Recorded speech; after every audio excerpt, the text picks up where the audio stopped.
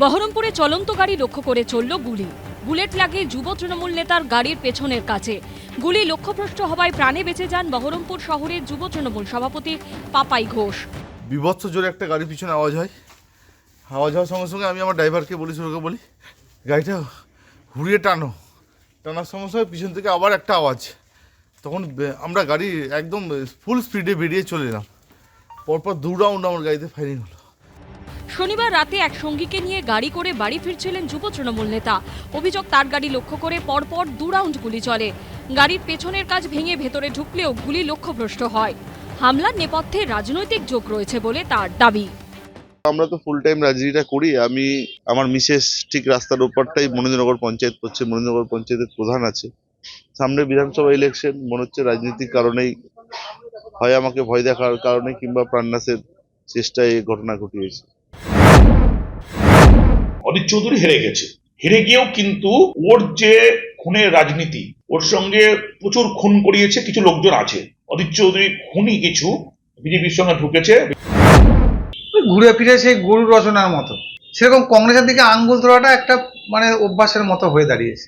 গোটা শহরের, গোটা জেলার দুষ্কৃতীরা এখন কাদের ছত্রছায়ায় বলুন? মুর্শিদাবাদ জেলাটা কি করতে চাইছে? পঞ্চায়েত নির্বাচনের সময় তোমরা যেভাবে বিরোধীদের রাতের বেলায় রাত্রির পর রাত্রি বিরোধী জয়ী পঞ্চায়েতগুলোকে বোম সকেট মেরে পঞ্চায়েতের মেম্বারের ছেলেকে অপহরণ করার চেষ্টা করেছ, এবার তো হবেই। পুলিশ জানিয়েছে বহরমপুর থানায় অভিযোগ দায়ের হয়েছে। হামলার পেছনে রাজনৈতিক যোগ নাকি ব্যক্তিগত শত্রুতা খতিয়ে দেখা হচ্ছে। রাজীব চৌধুরীর রিপোর্ট, এবিপি আনন্দ, মুর্শিদাবাদ।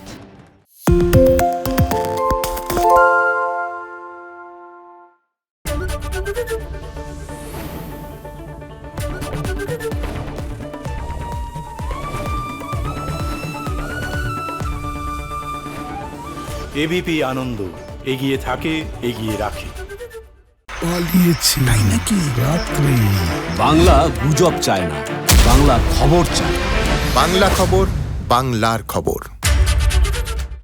সত্য অন্তহীন, সত্যের খোঁজও তাই, সত্য সন্ধানে তাই আমরা অক্লান্ত, অকুতভয়। এবিপি আনন্দ নতুন ভাবনার প্রতীক, যা মনে মুক্ত, তথ্যে যুক্ত এবং যাবতীয় সীমানার বাঁধন থেকে মুক্ত।